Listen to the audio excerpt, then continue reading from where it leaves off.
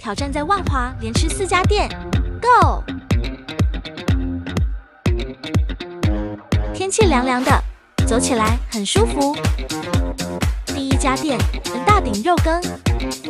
这家店的羹汤没啥勾芡，喝起来很清爽，还可以加汤哦。再来前进苏来禅，有小排了一下，薏仁汤香气浓郁，好香好好喝。盛装的碗很有质感，让食物更加分，遇过意外的美味。第3家吃甜不辣，这家也很多人访过。